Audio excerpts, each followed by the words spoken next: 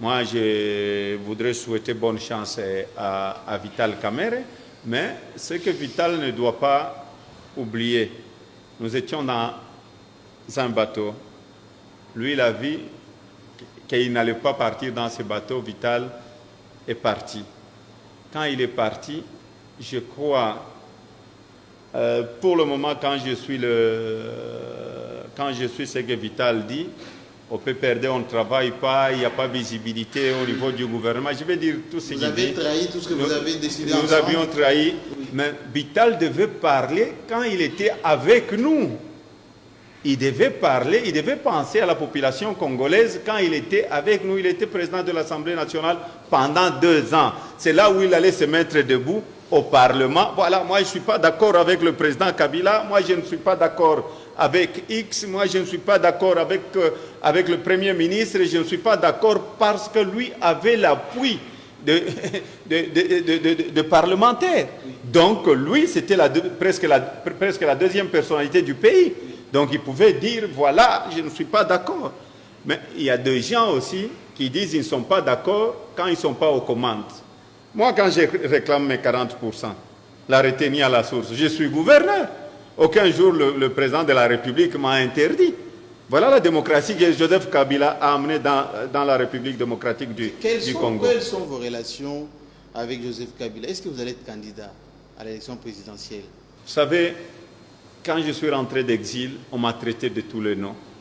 Et ma première année, il y a eu beaucoup de gens qui m'ont accusé chez les chefs de l'État. Vous pouvez poser la question chez les chefs de l'État. Même notre collègue, notre camarade Vital Kamerhe, quand il est venu au Katanga, oui. il est allé même dire au chef de l'État que moi j'étais le plus mauvais gouverneur, que j'étais là pour faire un coup d'État et que j'allais trahir la République. Que j'allais trahir la République et j'étais candidat président de la République. Vous pouvez poser la question au président de la République. Et j'avais répondu au chef de l'État, je dis donnons le temps au temps. Jean-Marie, si j'étais candidat, j'allais dire tout haut que je suis candidat à la présidence de la République. Si Vital a déclaré qu'il est candidat à la présidence de la République, c'est parce que le président Kabila a amené la démocratie. Mais moi j'ai un candidat qui a amené la démocratie, qui a amené les élections libres et démocratiques. Et c'est lui qui a mis tous les belligérants ensemble. Il est allé au premier tour, il a échoué parce qu'il avait 44%.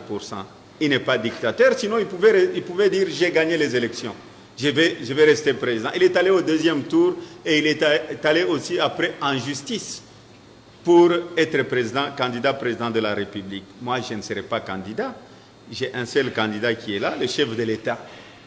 Vous savez, dans la vie il ne faut jamais trahir. Dans la vie il faut être fidèle, parce que quand vous quittez le pouvoir, moi aujourd'hui le président de la République peut me demander, il dit Moïse, la population ne veut pas tout ça parce que c'est la démocratie, on ne veut pas de toi comme gouverneur, mais à la minute même je vais rentrer chez moi à la maison, mais je vais rester dans le parti, je ne suis pas dans le parti pour être gouverneur, parce qu'aucun jour je pensais être politicien. Quand j'ai commencé à travailler, quand je suis devenu gouverneur, il ne fallait pas d'abord trahir la confiance du président de la République, qui m'a choisi de devenir son gouverneur. Le Katanga n'est pas n'importe quelle province. Parce que vous savez, trahir Joseph Kabila, ce n'est pas aller accuser les autres, non. Mais on vous accuse beaucoup. Hein? Non, ça c'est rien. Vous savez, il n'y a que les fainéants qui accusent les autres. Bon, ce qui est important, ce qui était